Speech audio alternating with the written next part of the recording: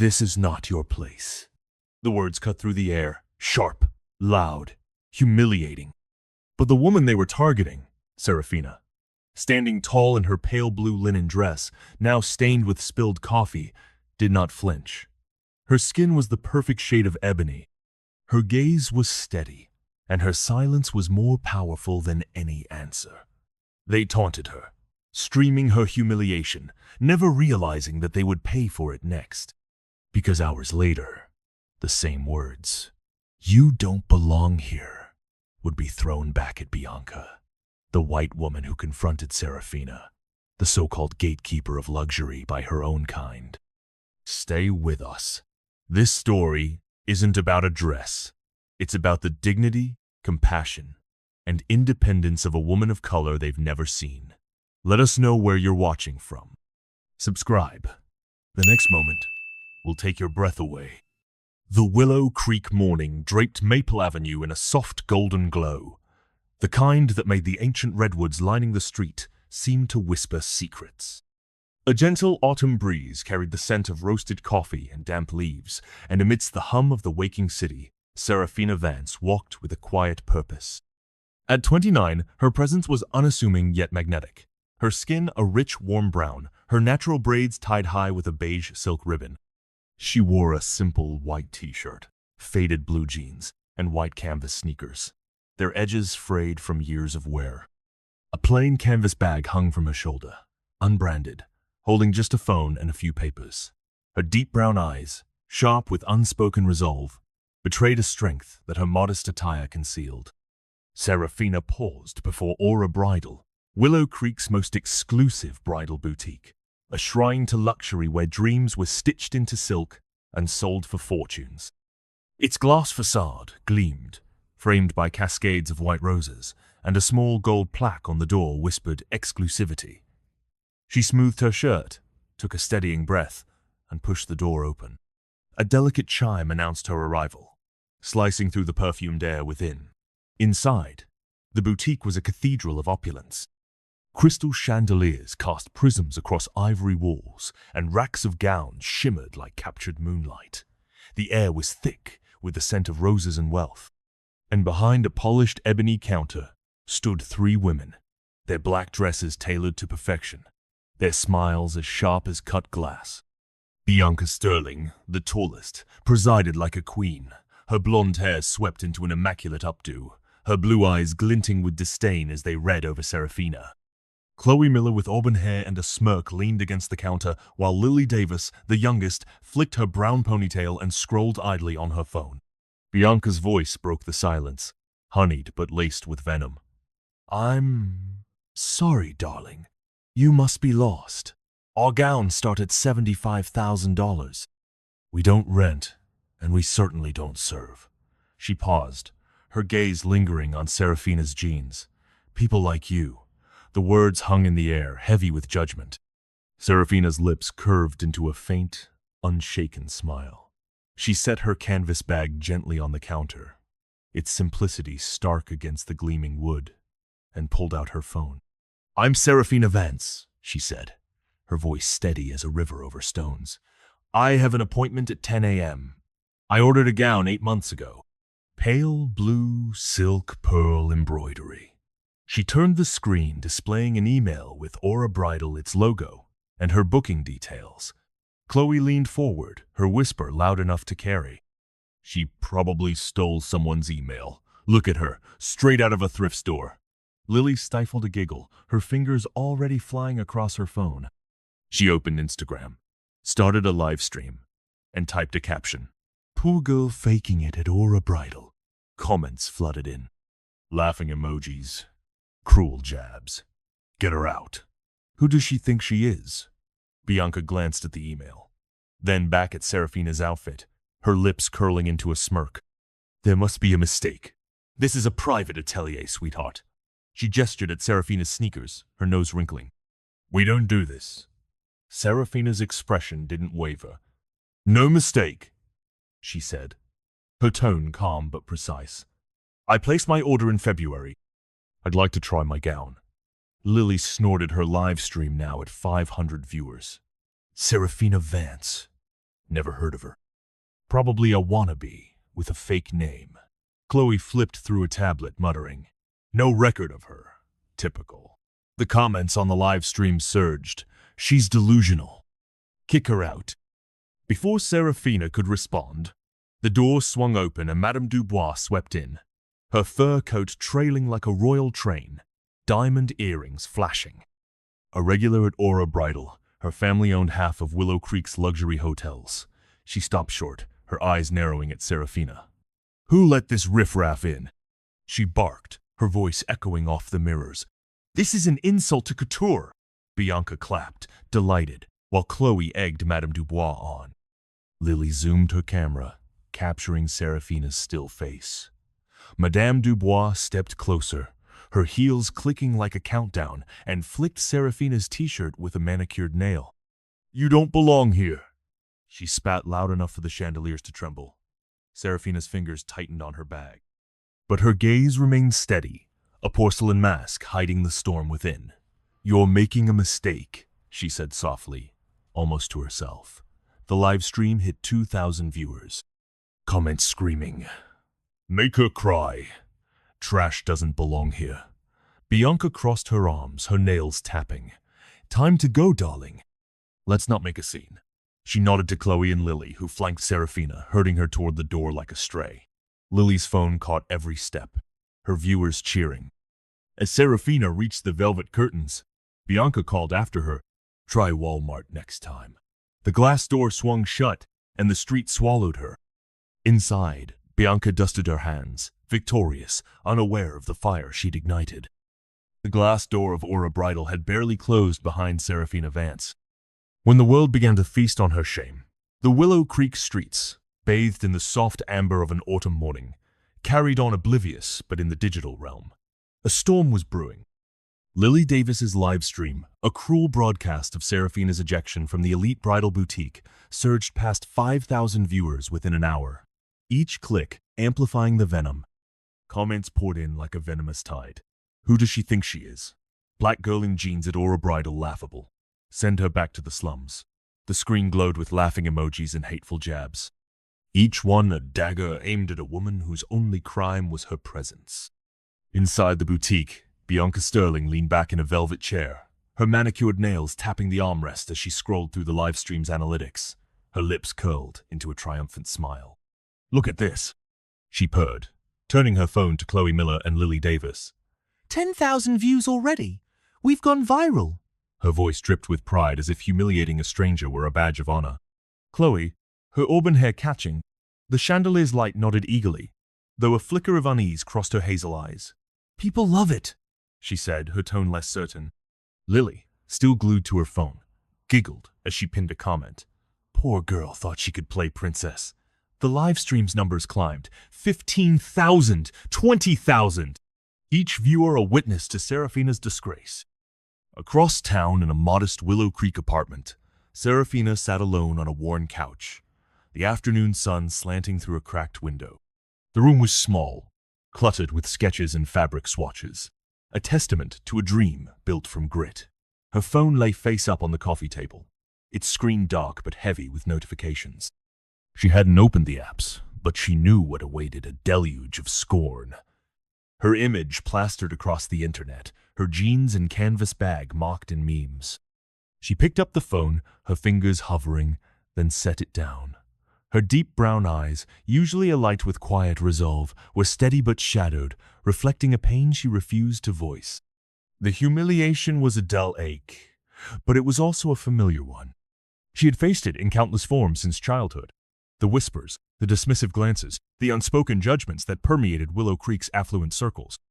This time, however, it was amplified, broadcast to the world, a digital spectacle of her supposed unworthiness. Yet, a quiet defiance stirred within her.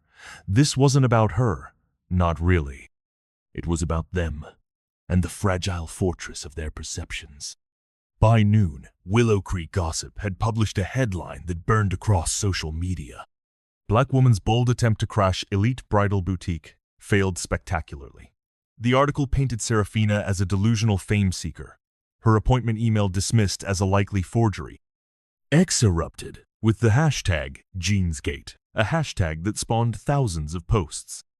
One viral tweet from an influencer with 1 million followers showed Serafina's silhouette against Aura Bridal's gleaming facade captioned, "When you RSVP to a fairy tale, but forget the gown." Another meme photoshopped her into a discount store, her bag replaced with a plastic grocery sack. The comments were worse. "She doesn't belong in places like that. Her kind should stick to thrift shops." The cruelty was a wildfire, spreading faster than truth. The vitriol was a predictable echo of the prejudices she had always navigated.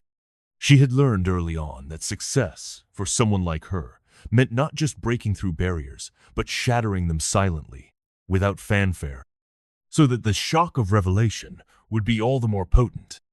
Back at Aura Bridal, Madame Dubois, the fur-clad socialite, returned for a fitting, her diamond earrings flashing as she recounted the morning's drama to Bianca.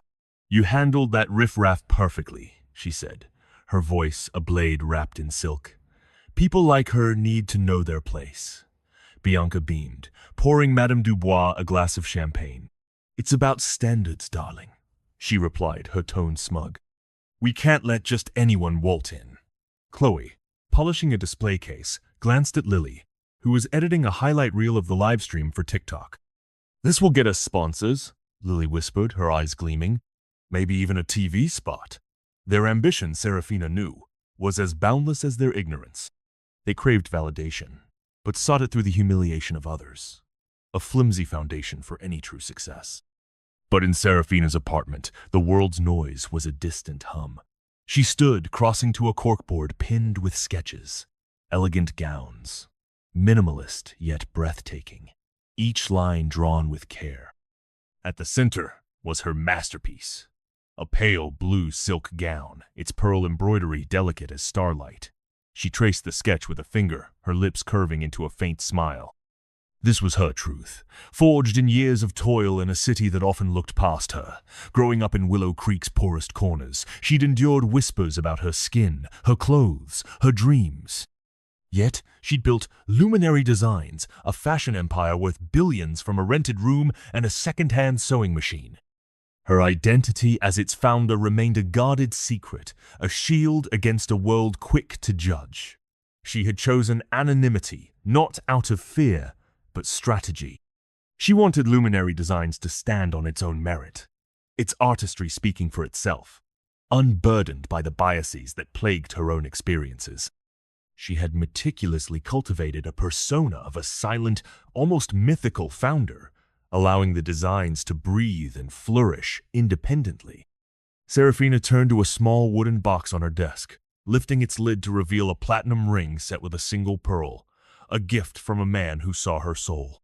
She slipped it onto her finger, the metal cool against her skin, and her eyes hardened with purpose. The world could laugh, could mock her jeans and her silence, but they didn't know her, not yet. She closed the box, her gaze settling on the horizon beyond her window, where Willow Creek's skyline shimmered like a promise. The storm of humiliation raged on, but Serafina stood unmoved, a lighthouse in the tempest, waiting for her moment to shine. Her resolve was a quiet fire, burning steady and bright. She had learned to harness the energy of their disbelief, to transmute their scorn into fuel for her ambition. The wedding, long planned in exquisite secrecy, was not just a personal milestone. It was the stage for a revelation that would shift the very ground beneath them. The Grand Chateau, a 17th century estate nestled in California's rolling hills, stood like a vision from a fairy tale, its stone spires piercing, a sky so blue it seemed to ache. On this radiant morning, the chateau buzzed with anticipation, its gardens awash in white orchids and lavender, marble fountains shimmering under the sun. This was the wedding of the century, the union of Mr. Julian Thorne, the 34-year-old titan of Thorne Enterprises, a $50 billion empire. The guest list was a constellation of power, designers, editors, influencers, each sworn to secrecy about the bride's identity. Rumors swirled, a royal, a tech heir, a hidden star. But no one could have predicted the storm about to break. The air crackled with a distinct sense of importance, a heavy perfume of wealth and anticipation. Every detail had been meticulously curated, every guest handpicked, creating an impenetrable bubble of exclusivity. Bianca Sterling, Chloe Miller, and Lily Davis from Aura Bridal strutted through the chateau's gates, their invitations clutched like trophies. Bianca, draped in deep purple velvet, tossed her blonde hair, name-dropping to anyone who'd listen. Lily, in a crimson gown, clutched her phone, ready to live-stream any scandal. Chloe in golden silk laughed too loudly, still buzzing about their viral Jeansgate triumph. They believed their presence was a reward for their boutique's prestige, blind to the irony of their guest status at a wedding they'd soon disrupt. Their smug confidence was palpable, an almost aggressive sense of belonging that overshadowed any genuine appreciation for the event. They were there to be seen, to solidify their own standing rather than to celebrate. The courtyard was a symphony of elegance. A string quartet played Mozart, champagne flutes clinked, and diamonds flashed on every wrist. Guests mingled, their laughter sharp as crystal, unaware of the ripple about to shatter their rivalry. Then a hush fell.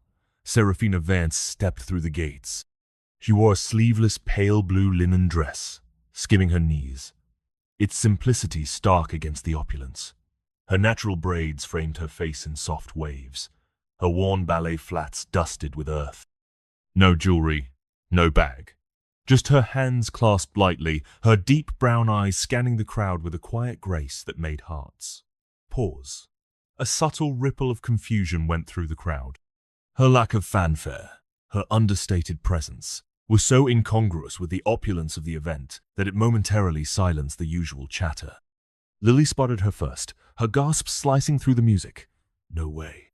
The jeans girl, she hissed, raising her phone. Her live stream flickered on, captioned, "Poor girl crashes billionaire wedding." Bianca's eyes narrowed, her lips curling.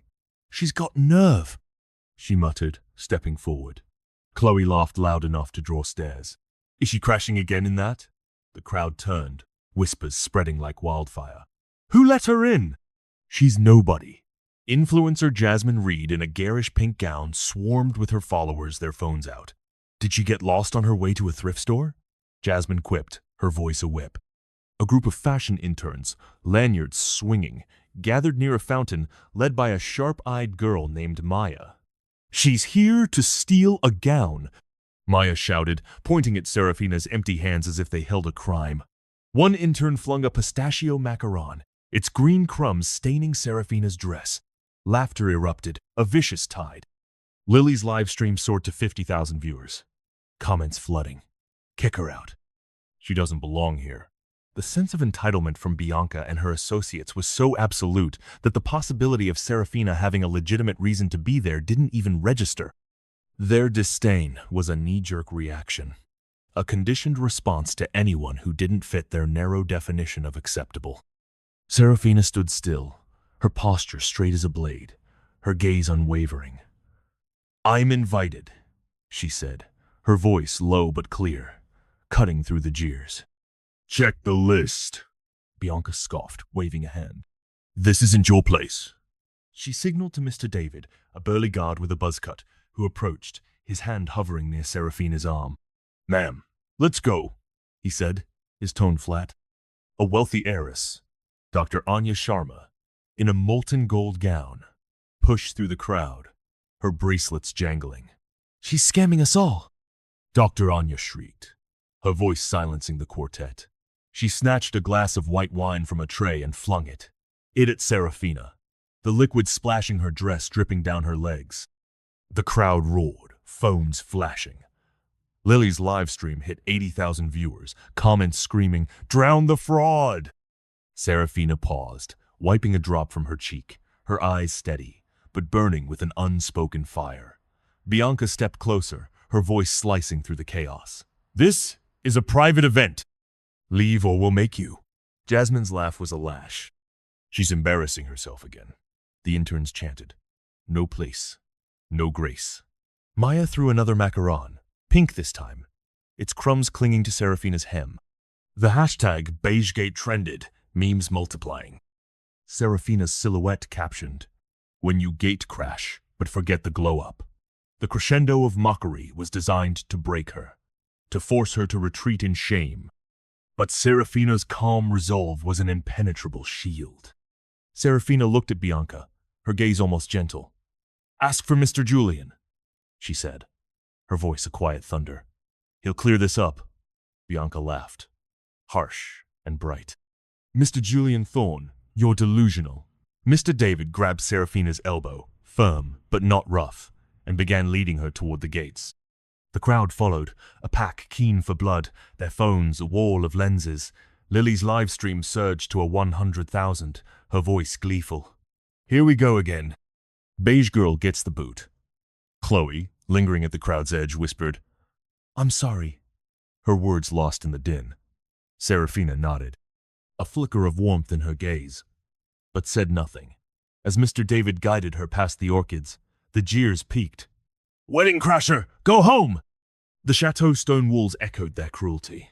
But Serafina walked on, her spine unbowed, her silence a shield against the tempest. The walk felt endless, a gauntlet of sneers and accusations. Yet Serafina held her head high, the pearl ring on her finger a tangible reminder of the love that transcended this superficial world. The grand chateau stood frozen in time, its marble courtyard a stage where cruelty had just played its vicious act. The crowd's jeers still echoed, their phones poised like weapons, capturing Serafina Vance's forced exit under Mr. David's grip. Her pale blue linen dress stained with wine and macaron crumbs fluttered in the California breeze. Her silence, a defiant shield against the mob's scorn. Lily Davis's live stream, now at 100,000 viewers, pulsed with hateful glee. "Beige girls out!" She never belonged.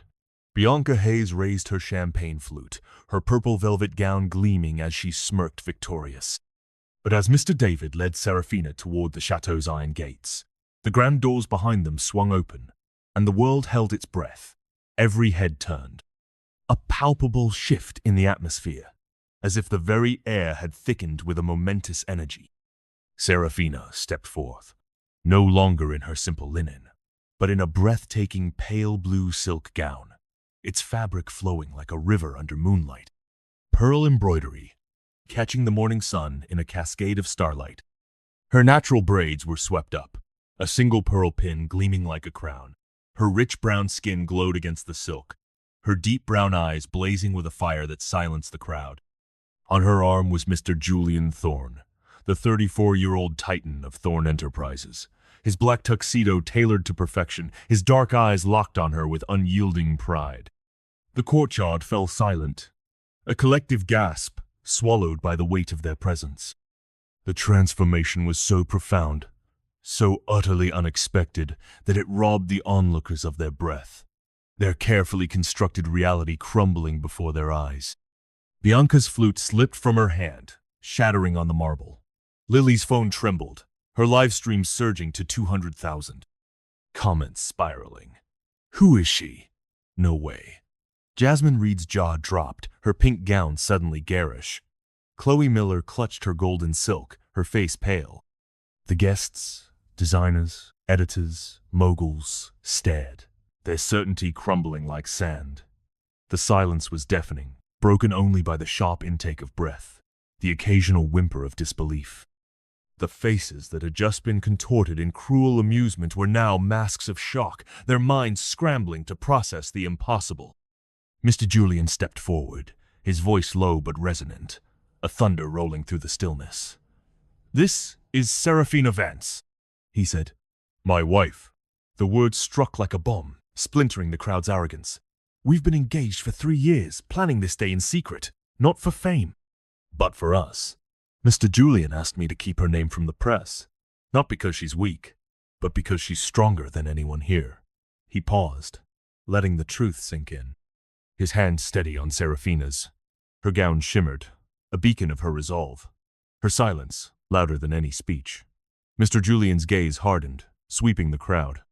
"She is also the founder and CEO of Luminary Designs, the fashion label you've all worn without knowing its creator." Gasps rippled through the guests. Luminary Designs, the minimalist brand that had conquered runways and red carpets, was a mystery. Its founder a ghost until now. 8 years ago, Mr. Julian continued, his voice alive with pride. Serafina built Luminary Designs from a Willow Creek apartment with no investors, no connections, just her designs and a vision. Today, it's valued at $12 billion, and she's taking it public for $1.5 billion. The crowd was a sea of stunned faces.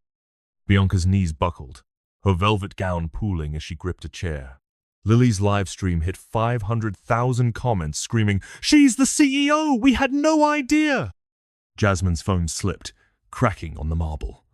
Chloe muttered, "Impossible," her voice hollow. The weight of the revelation was crushing, a force that shattered their carefully constructed world of assumptions and judgments. Mr. Julian's tone sharpened, a blade unsheathed. "And Aura Bridal," he continued. "Serafina acquired it last week. She is its controlling owner." Bianca gasped, a strangled sound, her empire slipping through her fingers. He nodded to a woman in a gray suit, Dr. Elena Rostova, Serafina's chief of staff, who stepped forward with a tablet glowing. "Dr. Elena," Mr. Julian said. "Name them." Dr. Elena's voice was ice. Bianca Sterling, Chloe Miller, Lily Davis for orchestrating and live streaming Serafina's humiliation at Aura Bridal. Jasmine Reed for amplifying the slander. Guards moved swiftly, silent as shadows. Bianca screamed, "This is a mistake!" as Mr. David took her arm, her gown catching on a table, tearing at the seam. Lily tried to stop her stream, but a guard confiscated her phone, her 800,000 viewers witnessing her fall. Jasmine's protests. "I'm Jasmine Reed," faded as she was escorted past the orchids, her pink gown a fading spark. Chloe sobbed, her golden silk trailing like defeat. The justice was swift, precise, and utterly public, a consequence as devastating as the humiliation they had inflicted. Outside, paparazzi swarmed, their cameras relentless, capturing Bianca's mascara-streaked face, her torn hem dragging in the dust. Headlines flashed. "Aura Bridal Manager fired by mystery bride." Social media turned. Bianca's followers unfollowing in droves, her name a punchline. Dr. Elena's tablet pinged. Aura Bridal's stock plummeted, investors fleeing as Serafina's merger loomed. Serafina stood beside Mr. Julian, her gown a testament to her triumph, her gaze sweeping the crowd. She hadn't spoken, but her presence was a reckoning. The guests, once her tormentors, stood humbled, their phones lowered, their laughter silenced. Mr. Julian squeezed her hand, his eyes never leaving her. The quartet resumed, its notes tentative as the truth settled like dust after a storm. Serafina's silence was her power, her grace, a blade that cut through their scorn, and the world watched, awestruck, as a woman they'd mocked rose as a queen.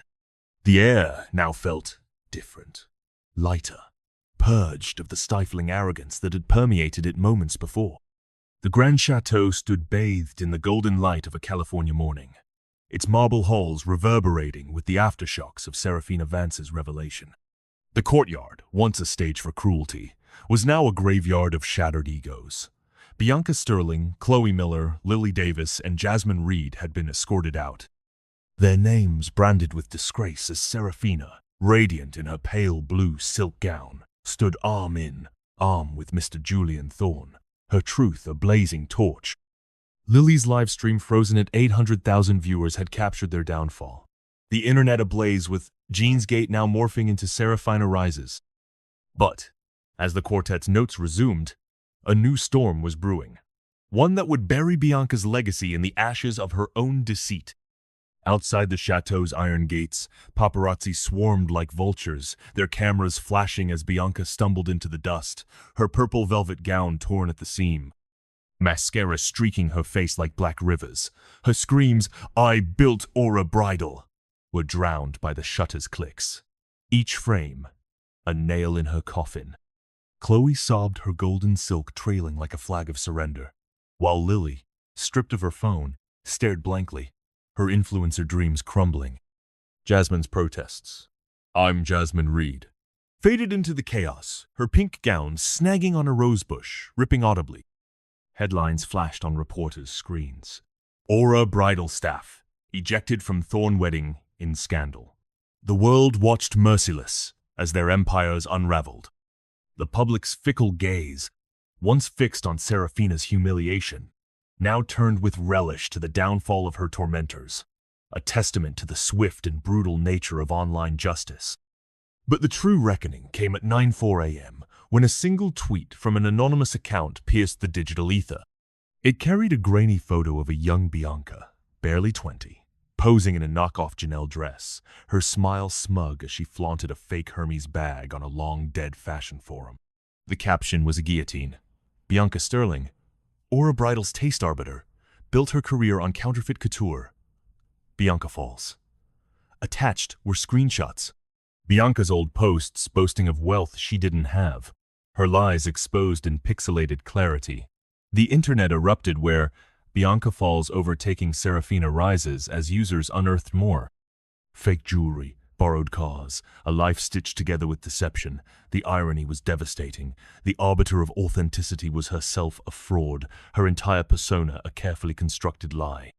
Inside Aura Bridal's Willow Creek office, the news hit like a thunderbolt. Staff huddled around screens, whispering as Bianca's past unraveled. Her followers, once 200,000 strong, plummeted by the thousands. Brands severing ties in droves. Willow Creek gossip ran a brutal update. From fictional to fallen queen, Bianca Sterling's hypocrisy exposed. The boutique stock already reeling from Serafina's merger nosedived. Investors fleeing like rats from a sinking ship. Bianca, now a pariah, stood outside the chateau, her phone buzzing with notifications she couldn't bear to read. She sank to her knees, the dust clinging to her torn gown, and wept, her empire reduced to a punchline. The sheer magnitude of her public unraveling was absolute, a catastrophic collapse of everything she had pretended to be. Bianca's desperation clawed at her. She begged a guard, her voice to see Serafina. "Please, I need to speak to her." The guard, unmoved, led her to a quiet corner by the chateau's fountain where Serafina stood, her gown catching the sunlight, her presence a quiet majesty. Bianca fell to her knees, her sobs choking her words. "I was wrong, Serafina." She gasped, mascara pooling in her eyes. "I mocked you. Your skin, your clothes. I'm nothing, a fraud. Please forgive me." Her hands trembled, clutching the dirt. Her arrogance shattered. Serafina looked down, her deep brown eyes steady but not cold. She saw not just Bianca's tears, but the weight of a life built on lies. Now, crumbling under truth's unrelenting gaze, she knelt, her silk gown brushing the earth, and spoke softly, her voice a balm. "I see your regret, Bianca. But forgiveness isn't absolution. It's a chance to change." Bianca's sobs faltered, her breath catching as Serafina's words sank. The offer of forgiveness, unexpected and radical, was a twist that defied the conventional narrative of revenge, elevating Serafina's character to a level of profound grace. Inside the chateau, preparations for the ceremony continued, but Serafina's mind was elsewhere.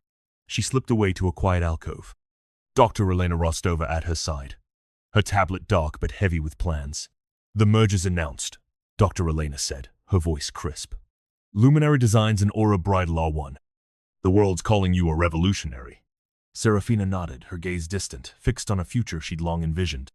She pulled a small notebook from a hidden pocket in her gown, its pages filled with notes for a speech, not of vengeance, but of transformation. She'd built Luminary Designs to defy an industry that gatekept beauty. And now, with Aura Bridal in her hands, she'd rewrite its soul. Her vision was clear, unclouded by the recent turmoil. She wasn't merely acquiring a business. She was reclaiming a narrative, dismantling the very structures of exclusivity that had sought to diminish her. By the fountain, Bianca Sterling waited, her torn purple velvet gown a relic of her hubris, her face streaked with tears. She'd begged to see Serafina. And now, as Serafina approached, Bianca fell to her knees. "I was a monster," she choked, her voice raw. "I mocked your skin, your clothes, your worth. I'm nothing, a liar who wore fakes to climb. Please, Serafina, forgive me." Her sobs shook her, the weight of her exposed past crushing her pride. Serafina knelt, her silk brushing the earth, her deep brown eyes soft but resolute. I forgive you, Bianca, she said, her voice a balm. Not because I forget, but because I believe in redemption, but you must earn it. She paused, her gaze piercing. Luminary Design's bridal needs a face.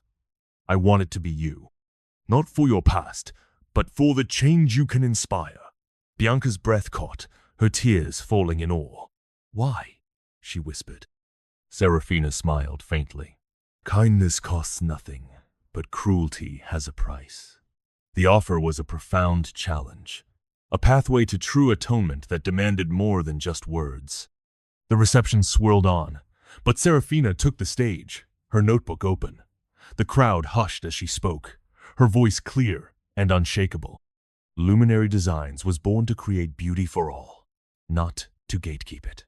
I've seen this industry shun those who don't fit its mold. By skin, by wealth, by clothes, that ends now. Aura Bridal joins Luminary to design for every woman, every story, every dream. Her eyes swept the room, resting briefly on Chloe, who stood alone, tears glistening. Her earlier apology, a seed of hope. To those who judged me, learn this. Cruelty builds nothing, but compassion builds everything. The applause was thunderous, a wave of respect that shook the chateau's ancient walls. Her words resonated not just as a statement of intent, but as a blueprint for a more equitable future within an industry so often defined by its exclusions. As the night deepened, Serafina and Mr. Julian slipped away. Standing alone by the chateau's edge, the California countryside stretching dark and endless. He brushed a braid from her face, his voice low. You changed the world today, Serafina. She smiled, her eyes catching the stars. We did together. They weren't just husband and wife. They were a force rewriting an industry's soul. Serafina's gown glowed in the moonlight, her heart a beacon. She'd walk through fire, not to burn her foes, but to light a path for others. The stars above whispered her truth. Compassion was her crown and her reign had just begun. The profound quiet of the night offered a stark contrast to the day's drama, emphasizing the enduring power of their love and the quiet revolution they had set in motion. What a journey Serafina's story has been. From the sting of humiliation to the triumph of compassion, her strength and grace remind us that kindness can reshape the world. What did you feel hearing her rise above the odds? Drop your thoughts in the comments. We'd love to hear how this tale touched you. Are you inspired by Serafina's forgiveness? You're her vision for change. And where are you tuning in from? Share your city, and let's connect. A huge thank you for joining us on this incredible ride. Your support means everything. Don't forget to like, subscribe, and hit that bell for more stories that spark the heart. We'll see you in the next one.